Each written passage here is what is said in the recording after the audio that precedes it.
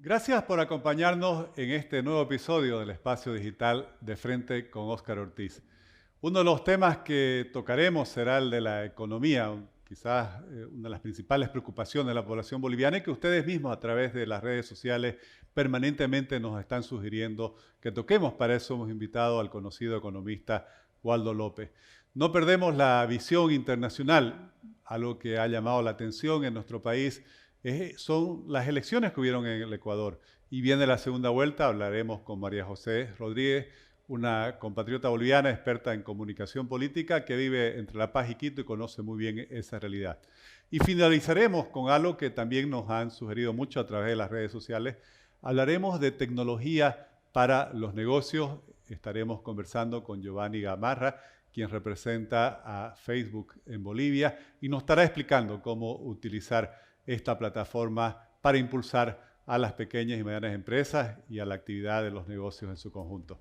Gracias nuevamente por seguirnos por las redes sociales en De Frente con Óscar Ortiz.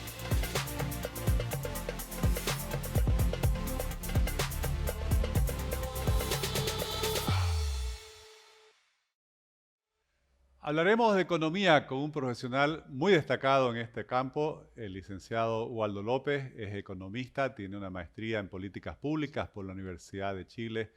Es profesor universitario en la Universidad Autónoma Gabriel René Moreno, tanto del grado como del posgrado. Ha sido presidente del Colegio de Economistas y está dedicado permanentemente a la investigación, al análisis y yo diría también al debate económico. Licenciado López, muchas gracias por estar en este espacio digital de Frente con Óscar Ortiz. Agradecido soy yo, Oscar. Para mí es un honor estar acá, conversar de algo que nos gusta, evidentemente, que además enseñamos en la universidad, porque soy docente de política económica y de teoría monetaria, así que estamos haciéndole seguimiento y además tratando de hacer algo que nos pide la universidad, que es extensión universitaria, haciendo el seguimiento de la economía y haciendo conocer nuestros criterios. Muchas gracias por la Gracias, invitación. no, gracias. La economía es una de las principales preocupaciones de cualquier persona o familia boliviana en este momento. Y ya estamos en el tercer mes del año. Se acaba de cumplir un año desde que la COVID-19 fue declarada pandemia, porque afectó a nivel global al conjunto de los países. Obviamente ha cambiado nuestras vidas y ha afectado la economía. Si usted tuviera que hacer un diagnóstico del estado de la economía boliviana, ¿cómo lo describiría? Bueno, la economía está en una recuperación. Yo comparo un poco con lo que hace un médico general para detectar la salud de un paciente que le visita. Le hace medir el peso y la estatura. Para mí eso es el Producto Interno Bruto, el tamaño de la economía. Ese tamaño se achicó, se enflaqueció, de manera que este cuerpo del Producto Interno Bruto, al achicarse y debilitarse, ha generado una serie de consecuencias: desempleo, desesperación en la gente, falta de ingresos, etcétera. Entonces, es una economía que no se ha recuperado. Se enfermó y no se ha recuperado. Está en proceso de recuperación, pero este proceso para mí es muy lento, se está recuperando muy lentamente. ¿Cómo se va a recuperar? Obviamente hay que ponerle una inyección financiera, hay que ponerle condiciones para que pueda desarrollarse, hay que generar condiciones para que el trabajo se desarrolle, y eso no se ha ido generando las condiciones más propicias en mi criterio. El segundo factor de esto es de que si comparamos, por ejemplo, la inflación con la presión arterial, nos miden la presión el médico, eh, podríamos decir que la presión arterial está buena. ¿Por qué? Porque no tenemos una hiperinflación. Nadie puede trabajar como los venezolanos con una hiperinflación demasiado alta, pero si la inflación es 0.65, cerró el año pasado, y en lo que va de estos meses también es relativamente baja, aunque hay un poquito ya de presión más inflacionaria. Yo creo que estos dos indicadores nos dicen de que, por una parte, se achicó la economía, pero hay algunos indicadores que nos dicen, dependiendo cómo le tratan al enfermo, se puede recuperar mejor. Y finalmente está el tema del desempleo. El empleo genera todo. El empleo es el creativo, el empleo es el que genera bienes, servicios, es el que da la base al funcionamiento de la sociedad. Pero para que haya empleo, tiene que haber inversión. El desempleo ha aumentado, evidentemente con la pandemia, pero ha ido de a poquito recuperándose. Estamos en un 8.6% de desempleo, pero la calidad del desempleo es peor que antes porque es una población informal donde no existen las condiciones para generar un empleo realmente de calidad como se debería tener en la sociedad. Entonces, está recuperándose muy lentamente el tema del empleo y los grandes problemas que tenemos son el déficit gemelo de la balanza comercial y del déficit. Ahí sí no hay soluciones que se estén viendo de recuperación. Si bien la balanza comercial el año pasado cerró con una brecha solo de 86 millones negativos, pero ya recuperándose la economía, esta brecha va a tender nuevamente a aumentarse. Entonces, en resumen, para mí la economía es como un paciente en recuperación, pero que no tiene las vitaminas, las inyecciones adecuadas para poder recuperarse rápidamente.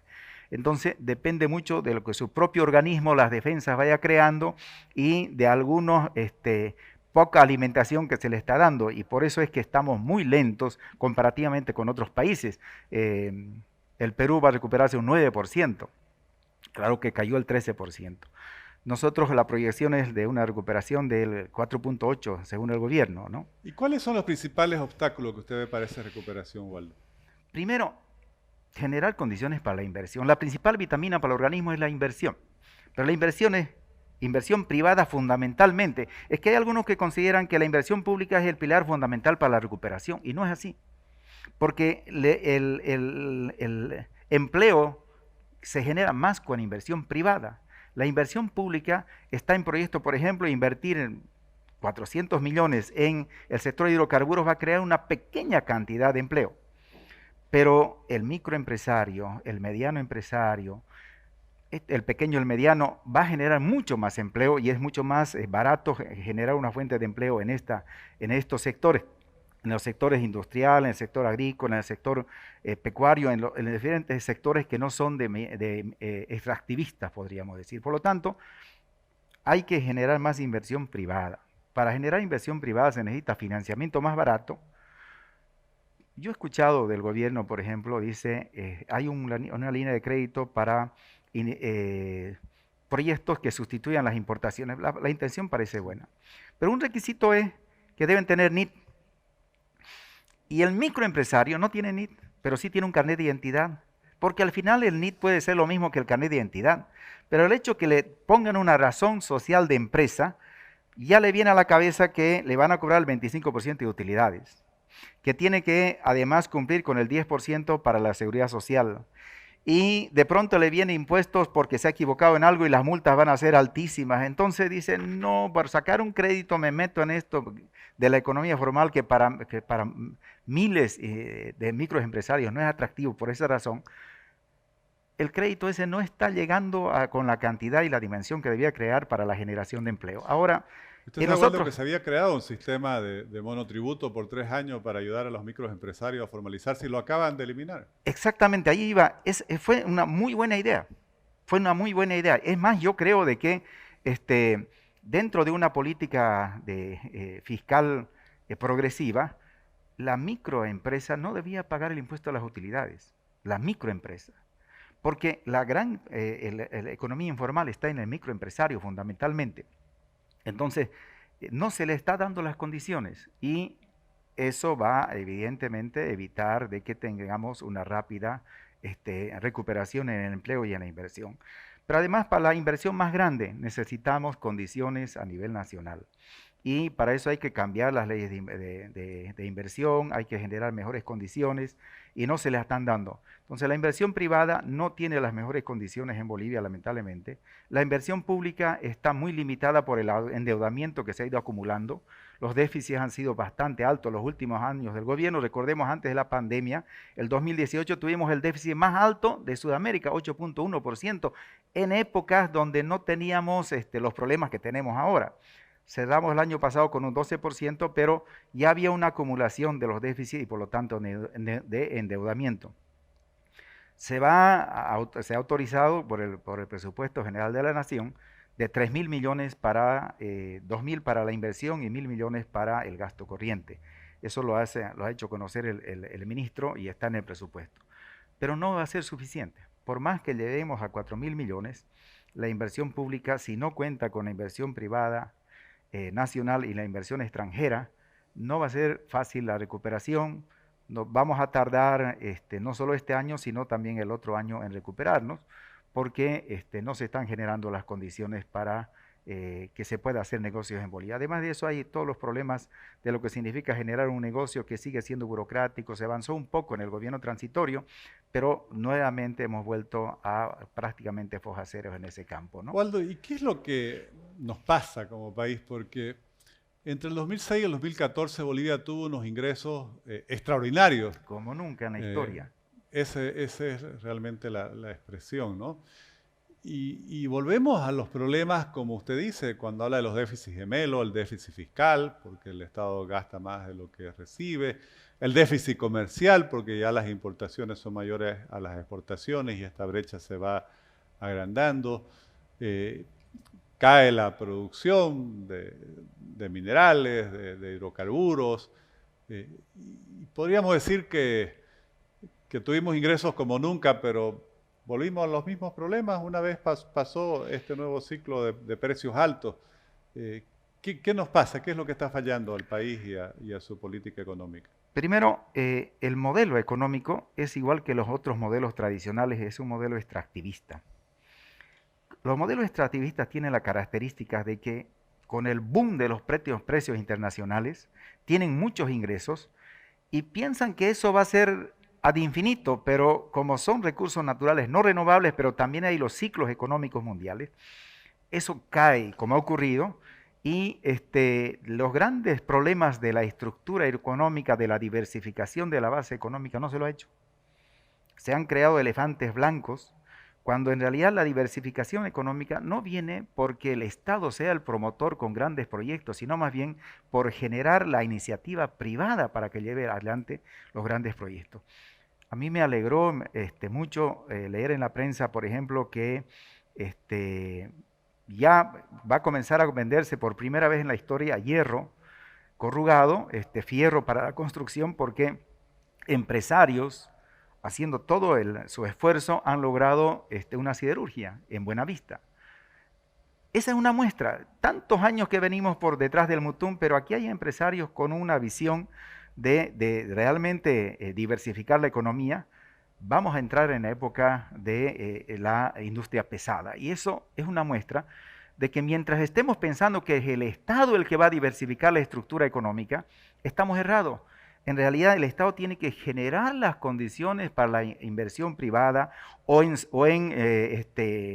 también puede ser en sociedad con inversión privada, nacional o extranjera, para poder llevar adelante la diversificación. Yo creo que ahí es la falla de los modelos y por eso creo que las condiciones históricas de a poco están poniendo en una situación de más expectativa y en un reto histórico al mismo tiempo al modelo productivo cruceño, altamente diversificado si comparamos con los otros departamentos, mucho más ahora con la siderurgia, pero más con la iniciativa privada. El Estado más ha generado ciertas condiciones, pero con esfuerzo, con demandas, con requerimientos, con movilizaciones que ha hecho el sector privado exigiendo que se generen esas condiciones. Entonces, para mí es el modelo y finalmente creo que el gran problema que tenemos nosotros es que no hemos encarado los problemas de fondo, como lo ha hecho Chile, por ejemplo, en otros países, la educación. La educación forma la... Eso quería preguntarle justamente, si usted ha utilizado varios ejemplos de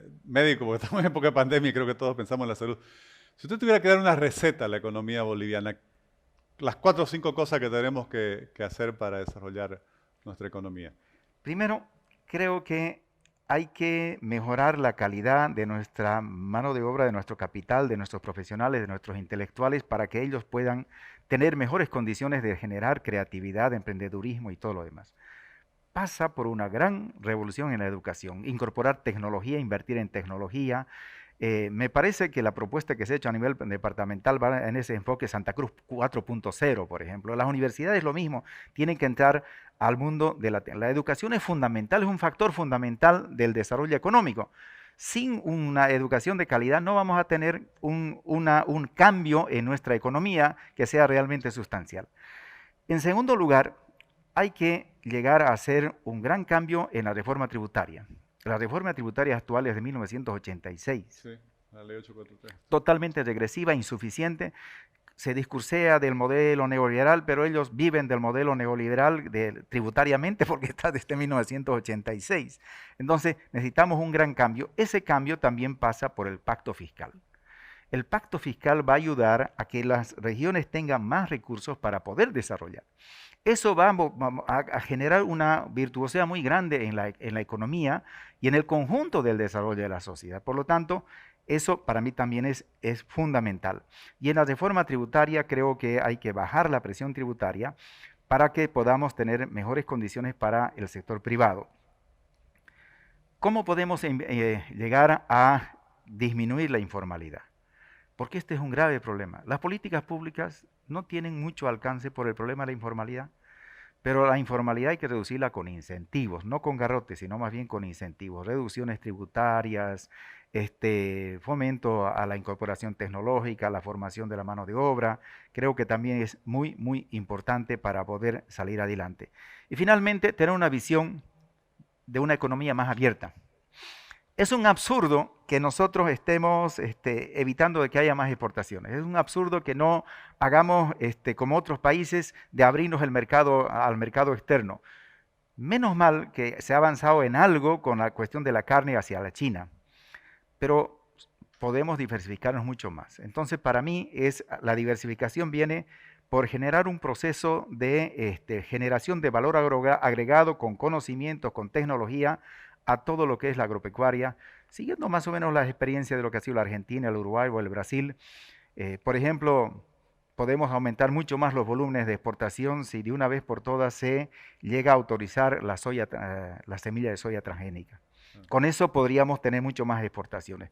Pero la mentalidad debe ser de que podemos crecer más, diversificar nuestra economía, generando condiciones internas, pero también diversificándonos hacia el exterior. No hacemos eso, no vamos a seguir mirando el ombligo, vamos a hacer nuestra retrospectiva hacia atrás, vamos a seguir siendo extractivistas, vamos a tener una educación muy, muy, muy rezagada.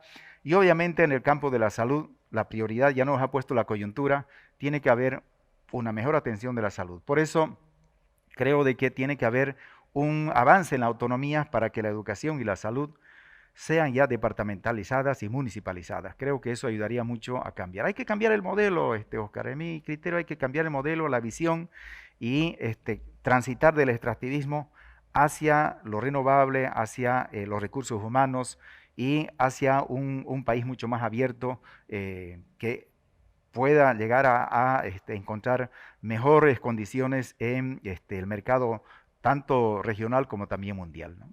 Waldo, realmente muy agradecido. Creo que la claridad, además, se nota que es profesor en exponer. Realmente para nosotros en este espacio digital, Waldo, hablar de economía es uno de los temas no solo que consideramos más importantes, sino además de los más requeridos por nuestras redes sociales, por los comentarios que nos ponen quienes nos siguen. Así que le agradezco por estar con nosotros en este episodio y compartir sus ideas en este espacio. Muchas gracias. Gracias, Oscar. Muy agradecido y hasta cualquier momento. Muchas gracias. Excelente. Gracias.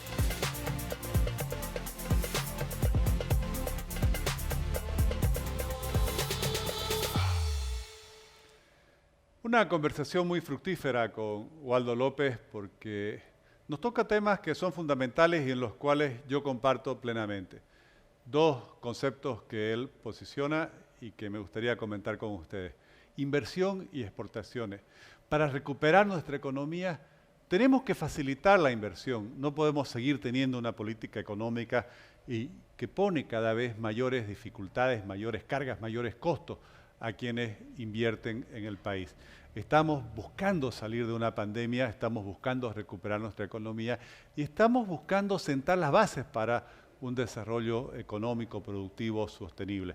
Esto solo será posible si cambiamos totalmente la mentalidad con la cual se ha gobernado Bolivia, una mentalidad estatista, intervencionista, que sofoca, que asfixia a quien emprende en el país.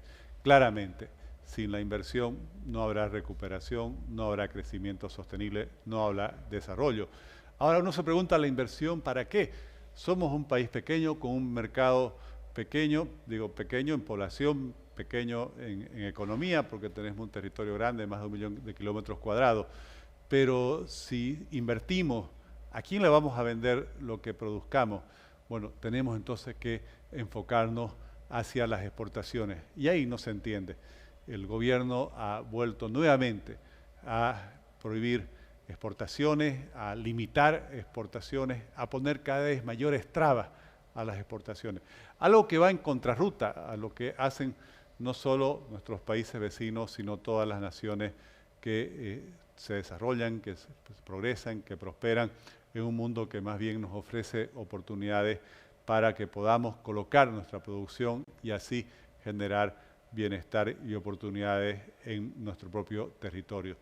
Tenemos que trabajar para generar conciencia en Bolivia de que con el chip, con el modelo, con la visión estatista, vamos a seguir atrasados, vamos a seguir rezagados y vamos a seguir perdiendo el tren del desarrollo.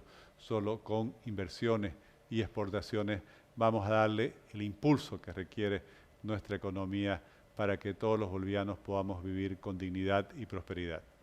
Gracias por haber acompañado este episodio y esta conversación con Waldo López. Gracias.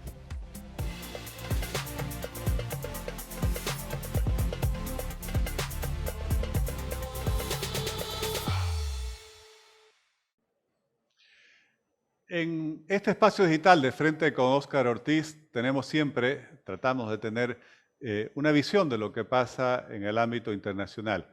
Y recientemente hubo elecciones en el Ecuador, hubo la primera vuelta y de aquí pocas semanas habrá la segunda vuelta.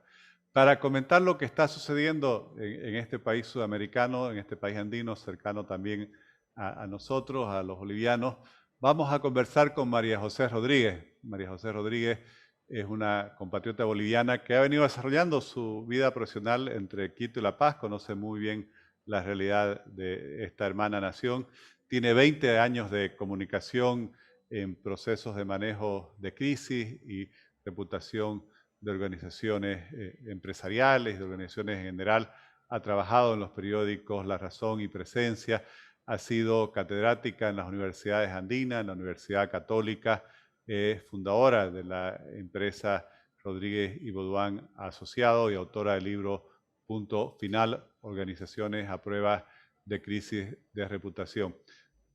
Vamos a tener esta conversación con Zoom porque ella justamente se encuentra en Quito. Muchas gracias, María José, por brindarnos estos minutos para este espacio digital.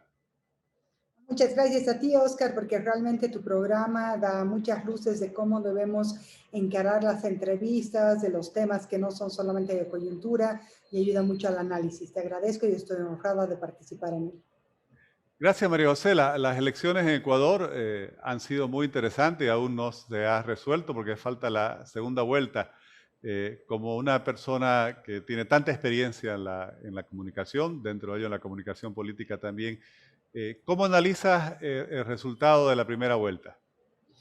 Bueno, yo te diría que el Ecuador nos da una buena noticia, porque vemos por primera vez en más de 15 años más o menos, que el centro es tomado por nuevas fuerzas políticas que no son necesariamente las que estaban polarizando y las que, controlan el espacio político, sino que son nuevas fuerzas y nuevas propuestas que tienen que ver con un nuevo paradigma también y que incluyen propuestas alejadas de lo que habíamos reconocido antes de la pandemia como un tema muy específico y siempre importante como el trabajo, la economía, etcétera. Y estas dos fuerzas nos muestran aspiraciones y formas de pensar de los jóvenes, como por ejemplo la preocupación por el medio ambiente, la preocupación por los animales, la genuina preocupación por el trabajo joven, pero desde una perspectiva mucho más millennial y centennial de lo que los otros partidos o las otras fuerzas políticas que son las que polarizan estaban tratando. Por lo tanto, estas elecciones en el Ecuador nos permiten ver a un Yacu Pérez que era y es un dirigente indígena que tiene 10 años en la lucha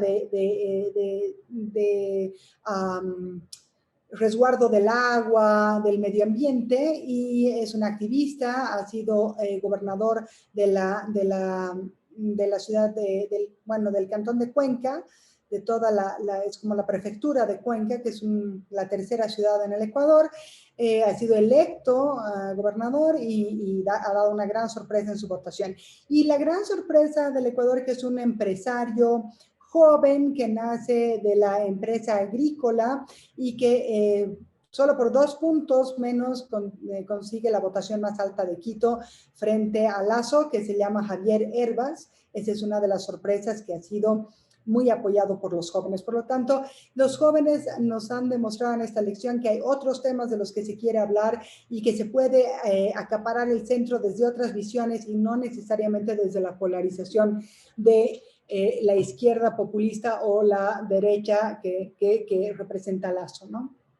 Así es, y justamente era una de las razones por la cual me interesaba que tengamos esta conversación por tu experiencia y tu conocimiento del ámbito de la comunicación, porque me pareció que los resultados fueron realmente no solo interesantes, pero muy llamativos. Se esperaba, como mencionabas, esa polarización entre el candidato del correísmo, que es Arauz, Arauz. y el candidato de la oposición al correísmo, ¿no? de las fuerzas democráticas, Guillermo Lasso.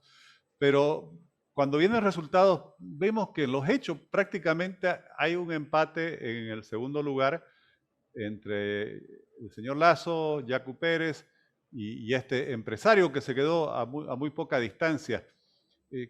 ¿Cuál consideras, María José, que han sido las claves del éxito? Dabas algunos ejemplos de los temas que ellos han asumido, pero ¿cómo es que, por ejemplo, estos otros dos candidatos, Yacu Pérez y el empresario Herbas, si no me equivoco, logran llegar tan alto y prácticamente, incluso en el caso de Pérez, se pensaba inicialmente que él sería el quien iría a la segunda vuelta?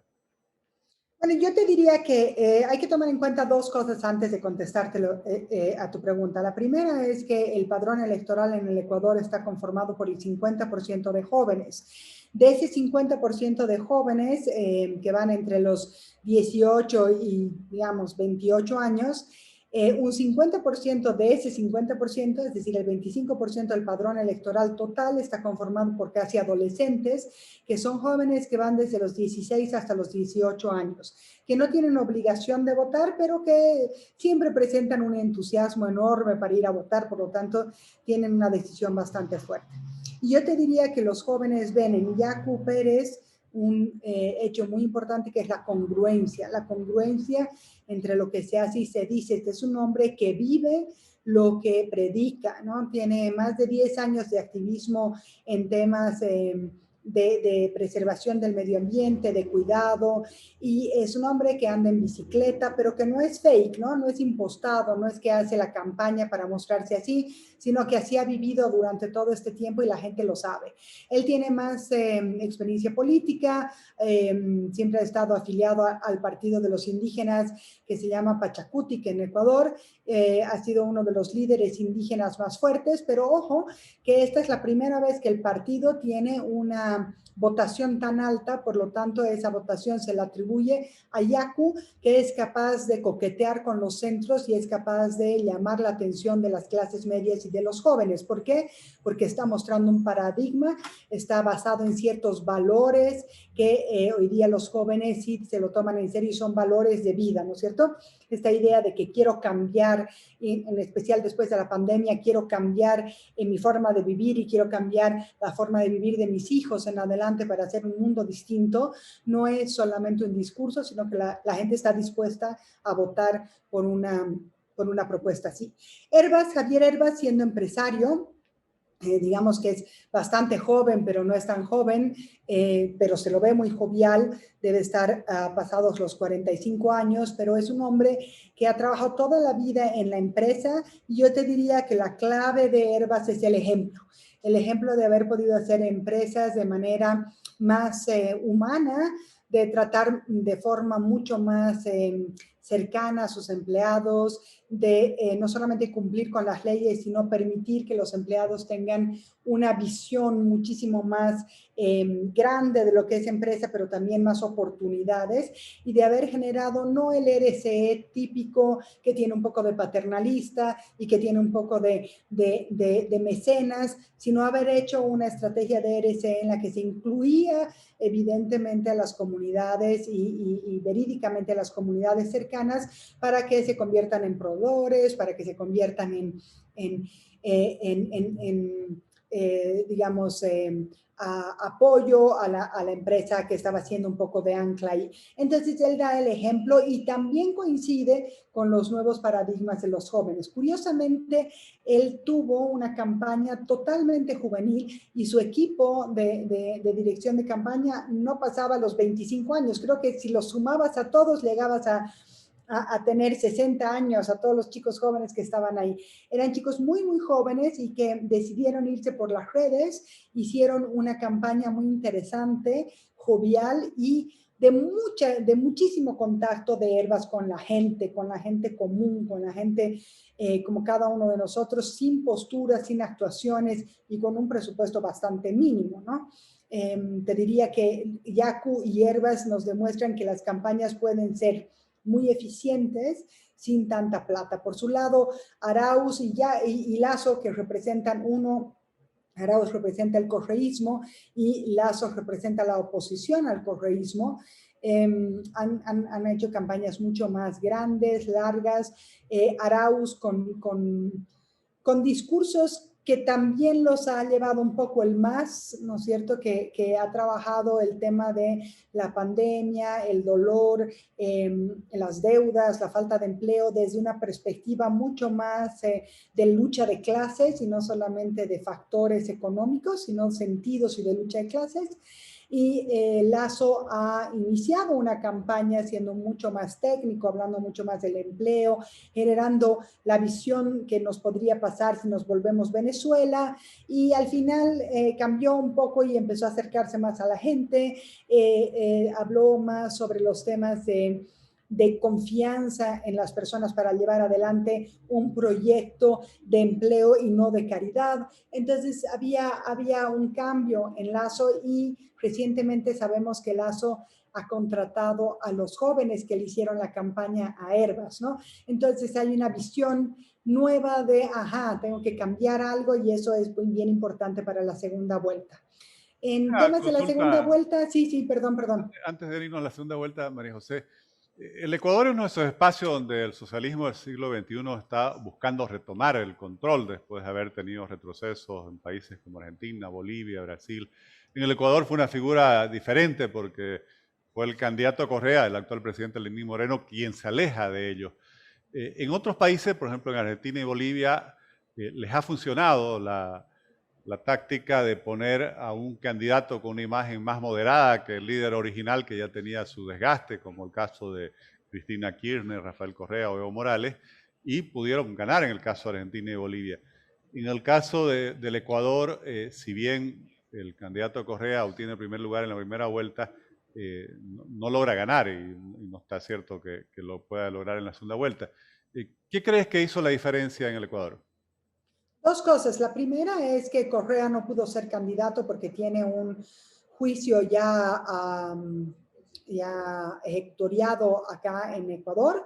El segundo tema es que estas otras dos voces de centro muy bien llevadas lograron enamorar a ese votante que estaba indeciso, ¿no? Ese votante que es joven, que ha vivido la época de Correa, pero que no quería volver a un gobierno autoritario, un gobierno en el que no hubiera por lo menos, predisposición a cambiar de valores, sino mantenerse en los valores. Yo creo que lo que nos demuestra aquí es que el correísmo vuelve a sacar y tiene un poquitito más que su voto duro siempre ha sido 26%, 28%, saca un poco más, pero le quita muchísimo al correísmo estos dos nuevos componentes de la política, estas dos figuras políticas.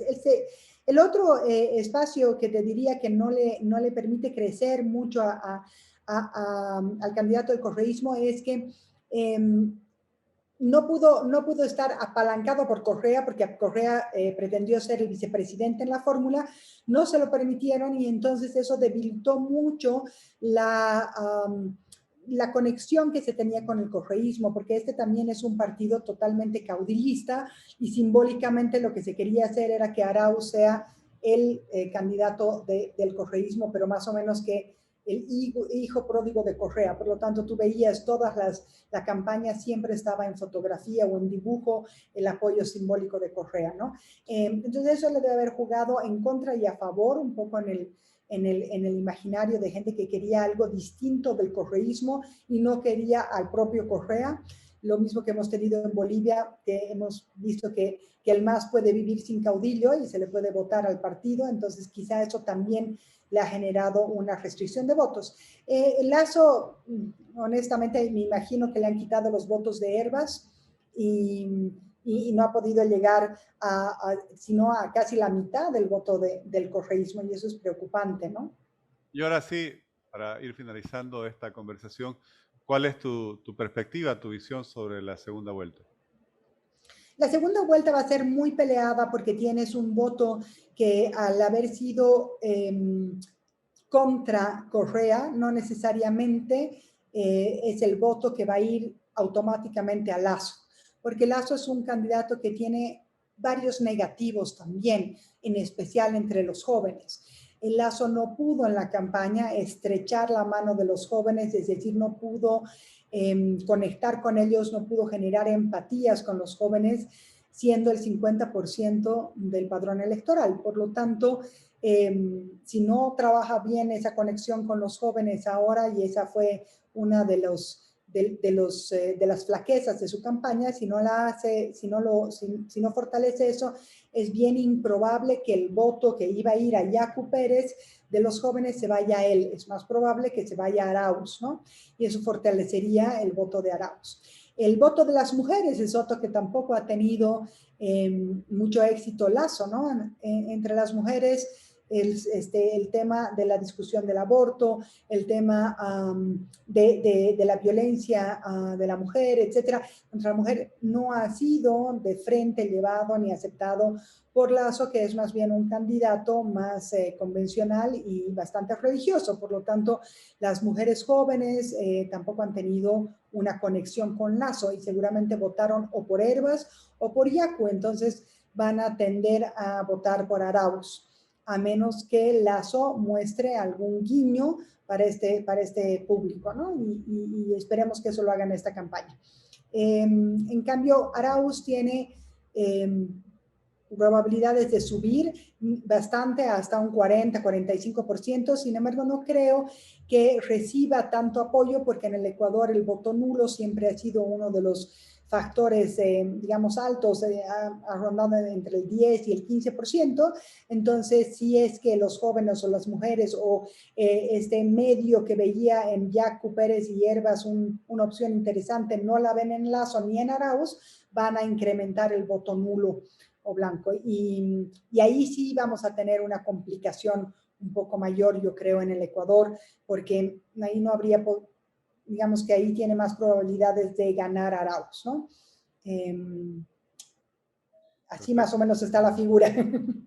Muchas gracias, María José. Realmente nos ha enriquecido con esa vivencia directa y ese conocimiento directo que tienes de lo que pasa en el Ecuador, pero también con la experiencia de tantos años de trabajo y asesoramiento en materia de comunicación. Y creo que lo que mencionas es muy importante. Hoy, más allá de los temas que caracterizan a la polarización alrededor de la discusión sobre la cualidad democrática en nuestros países, hay otros temas que también interesan a la sociedad y especialmente a los jóvenes, que quienes quieren construir unas alternativas viables obviamente tienen que entenderlos, acogerlos y representarlos. Muchas gracias nuevamente, María José. Ha sido realmente un gusto que nos acompañes en este espacio digital. No, para mí es el gusto, Oscar, y si me permite solamente una última reflexión, y es que el Ecuador nos da una una puerta y una luz de esperanza en los países donde el populismo de izquierda está volviendo y volviendo con fuerza, y es que solamente generando nuevas propuestas y nuevas perspectivas, escuchando a los jóvenes, escuchando a una mayor cantidad de población y generando un eco de este cambio de paradigmas que nos están pidiendo, podríamos realmente romper esta polarización que nos evita el análisis y por tanto nos evita la innovación tanto en política como en todas las áreas. Gracias, muy acertado. Muchas gracias. Gracias a ti, Oscar, muy amable. Un gusto.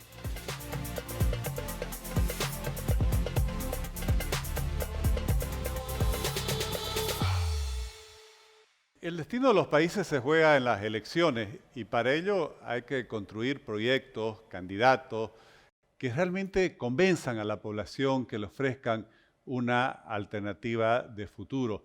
Lo que hemos aprendido sobre la realidad del Ecuador debe ser una lección para todos nosotros. Obviamente en nuestros países, en aquellos que hemos sido gobernados o estamos siendo gobernados por estas corrientes ideológicas denominadas el socialismo del siglo XXI, que llegan al poder ganando elecciones, pero que no creen en la democracia y han establecido regímenes autoritarios que buscan silenciar a quienes piensan distinto y imponer una especie de hegemonía de pensamiento único. Es fundamental que quienes pensamos distinto, que quienes queremos y creemos en una democracia plena, entendamos, por ejemplo, lo que planteaba María José, que hay sectores de la sociedad como los jóvenes que más allá de la polarización tienen otros temas como la preocupación por el medio ambiente, como la preocupación también por la autenticidad de sus liderazgos, que no quieren liderazgos artificiales, que representan casi unas imposturas. Todo esto al final trae mayores frustraciones que las expectativas que se generan. Y tienen también una no solo necesidad, sino una sed de oportunidades. Ese candidato que nos comentan llegó a un lugar tan importante representando justamente esa forma de emprendimiento, de hacer empresa con responsabilidad social, que logró convencer a tantos jóvenes de que él representaba ese camino hacia la generación de oportunidades económicas hacia el futuro. Muestran también un camino de las alternativas que nuestros líderes deben trabajar. Les agradezco por haber estado acompañando esta conversación en este espacio digital de Frente con Óscar Ortiz.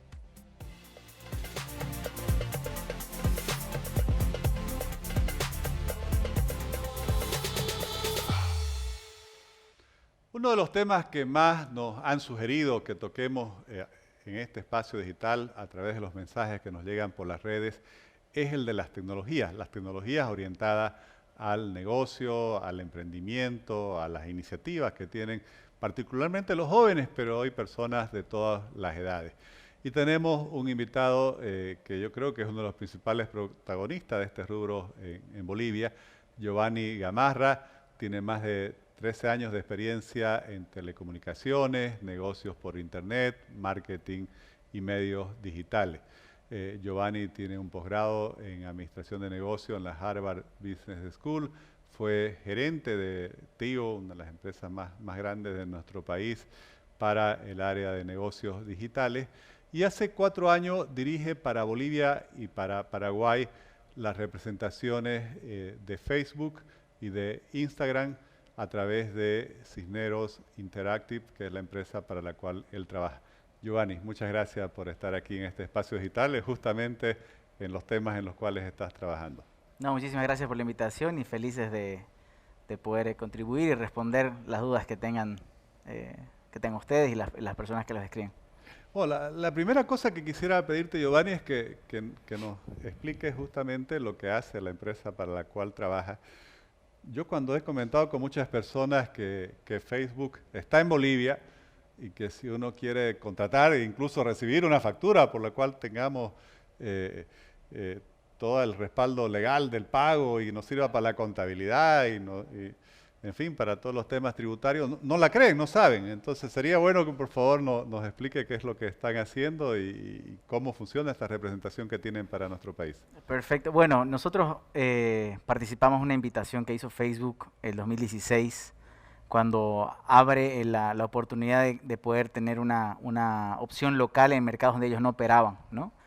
A partir de 2017 abrimos la operación y nuestro objetivo principal es justamente brindar acceso a las empresas, agencias publicitarias para que tengan, acceso a entrenamientos, conocimientos sobre la plataforma y factura local sobre las inversiones publicitarias que realizan, ¿no? A través nuestro no es necesario tener una tarjeta de crédito o débito para acceder a la parte publicitaria, simplemente un contrato de medio, ¿no? Y a través de eso pueden acceder a la parte publicitaria, pero sobre todo a la parte de transición al tema de conocimiento, a través de los entrenamientos que nosotros hacemos para los equipos comerciales, los equipos de marketing y las agencias publicitarias.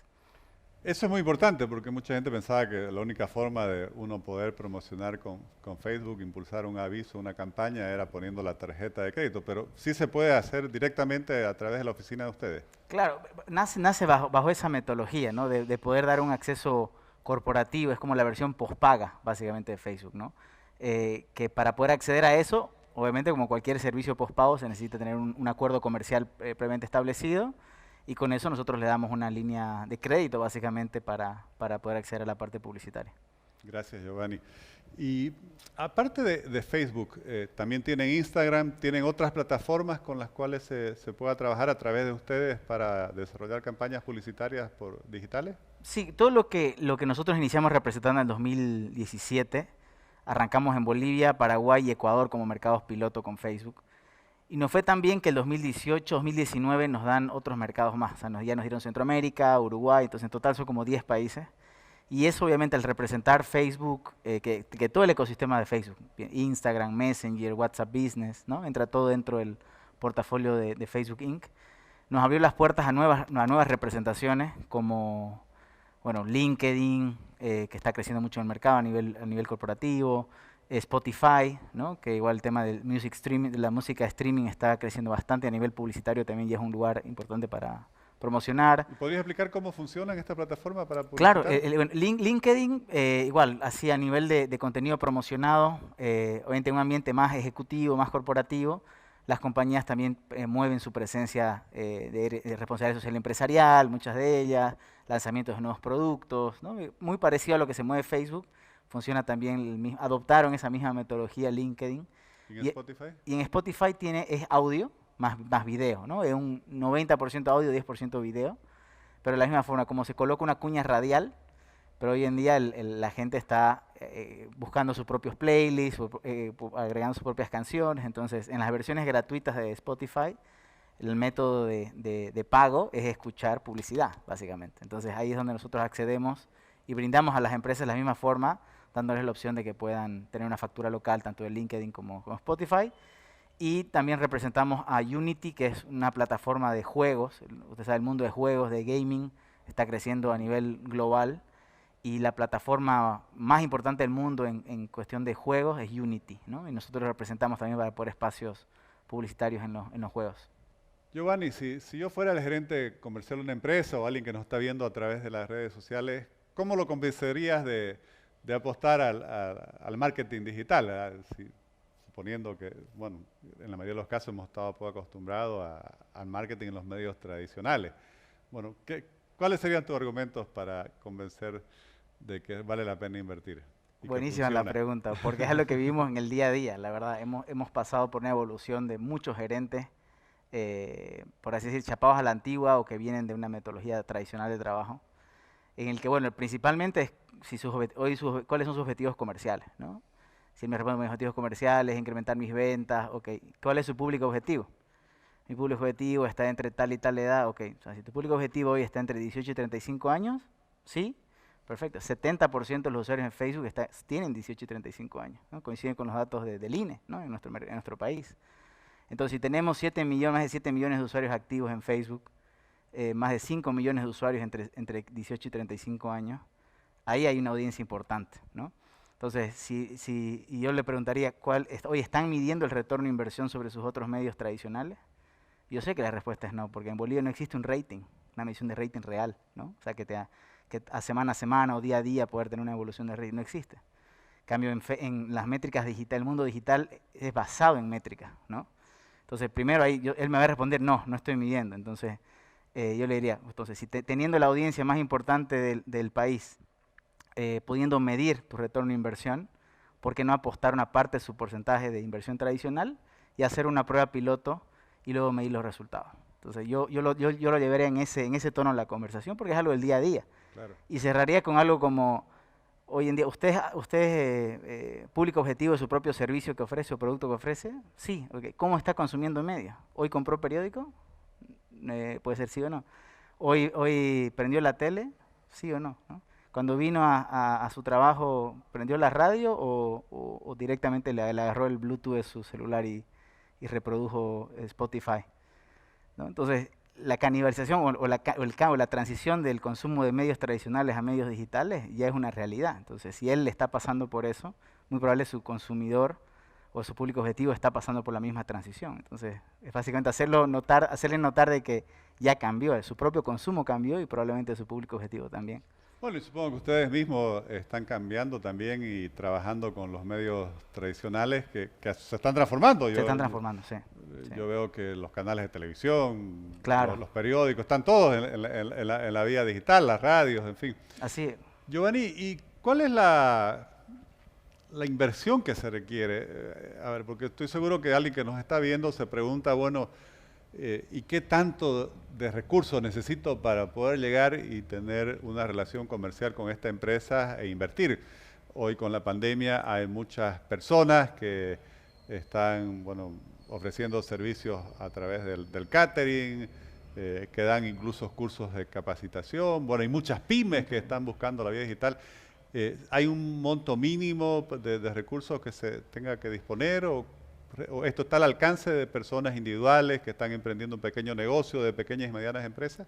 Nosotros tenemos como dos formas de verlo. La primera es que existe y tenemos plataformas gratuitas para cualquier persona que esté en ese momento, ¿no? De empezar a emprender, que quiere empezar a digitalizar sus productos, sus servicios, su presencia digital. Tenemos plataformas en las que ya pueden acceder para ver paso a paso.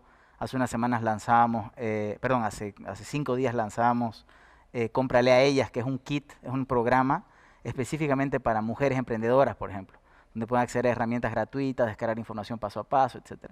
Y tenemos la otra parte, que es ya la parte de medios pagos, donde sí, ahí al tener un contrato, nosotros sí tenemos un mínimo de inversión que ronda los $500 mensuales como mínimo de inversión. Que $500 hoy lo basamos en el alcance mínimo, ¿no?, que necesita una empresa mediana para poder tener un buen efecto en sus negocios, o sea, un buen efecto, o sea, que vea gente que lo llama, que vea gente que lo escriba. Está basado en eso, básicamente, el criterio del mínimo. Muy, muy importante la aclaración para que la gente realmente sienta que puede tener a su disposición este canal.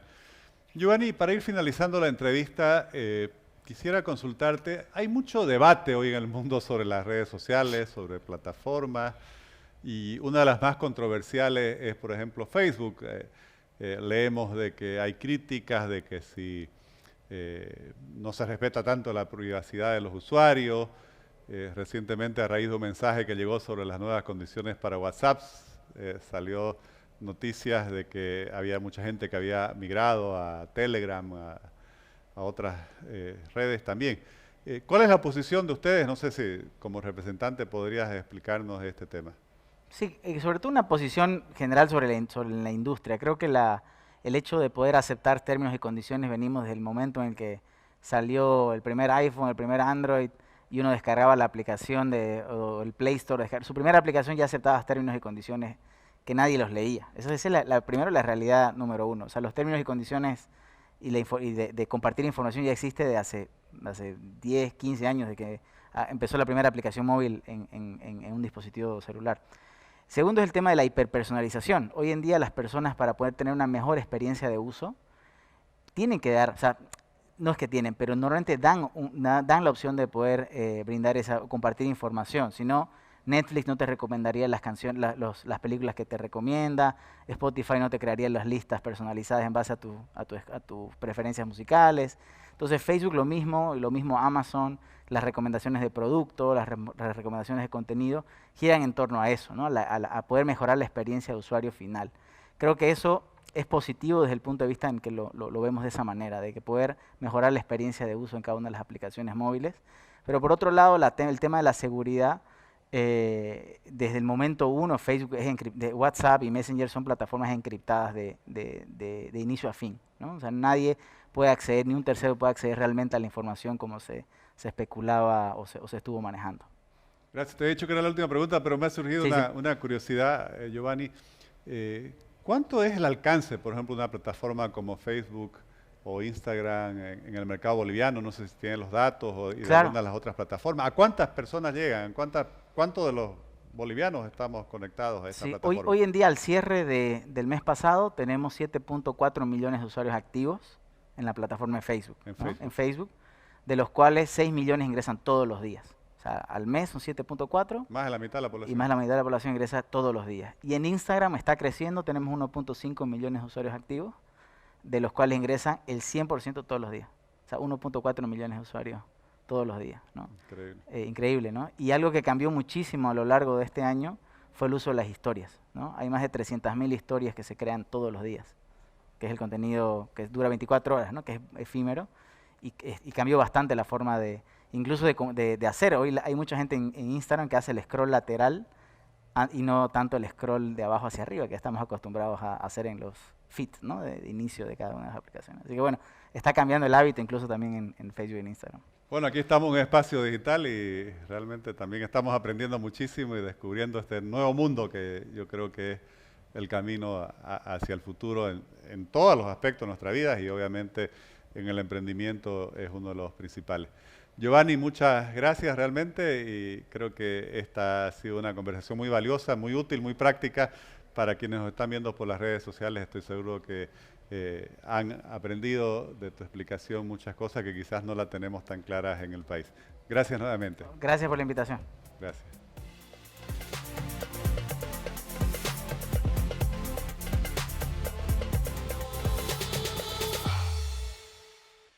Vivimos una nueva época económica y todos los expertos dicen que la pandemia ha acelerado los tiempos de la digitalización de la economía y de nuestras vidas. Y por eso lo que acabamos de escuchar de Giovanni Gamarra, quien representa una empresa que tiene representaciones como Facebook e Instagram para Bolivia, es fundamental. Tenemos que entrar en la digitalización. La digitalización puede abrir oportunidades para el emprendimiento, para las nuevas iniciativas, para las startups, en fin, como se llaman, para jóvenes, para muchas personas que, por un lado, por la necesidad que nos impuso las medidas para combatir la pandemia, pero por otro lado también por la oportunidad que significa la digitalización para aprovechar sus talentos, sus capacidades, su proyección. Creo que va a ser muy importante que en Bolivia, en Santa Cruz, apostemos realmente a esa digitalización para el emprendimiento, para los negocios, para desarrollar nuevos proyectos. En la medida que lo hagamos, nuestra economía será no solo cada vez más eficiente, sino que seguirá creciendo y seguirá generando ese movimiento multiplicador que caracteriza a una economía de mercado para la cual la digitalización abre nuevos horizontes. Les agradezco mucho, estoy seguro que este ha sido un tema que les ha interesado mucho. Vamos a seguir buscando a personas que están en este mundo de la tecnología, de las telecomunicaciones, de la digitalización para los negocios y el emprendimiento. Y vamos también a invitar a personas que han entrado con sus propios proyectos, con sus propios negocios a este nuevo mundo que se abre con los medios y las plataformas digitales. Gracias por seguirnos en De Frente con Óscar Ortiz.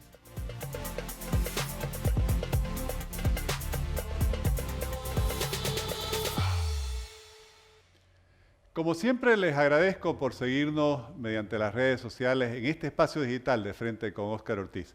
Tuvimos un episodio en el cual hablamos de la economía boliviana, de sus principales problemas y de los principales obstáculos que tiene que seguir para superarse, para reactivarse y para proyectarse.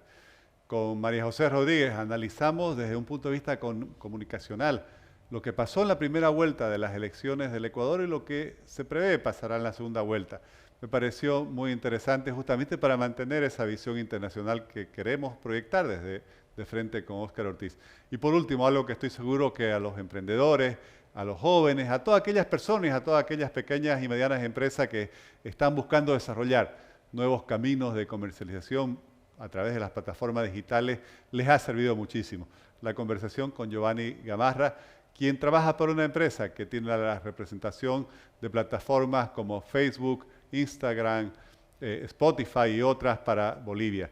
Espero que les haya gustado y por favor no dejen de escribirnos y mandarnos sus sugerencias mediante las redes sociales, las cuales siempre leemos y tomamos muy en cuenta para seguir desarrollando el contenido de este espacio digital. Muchas gracias.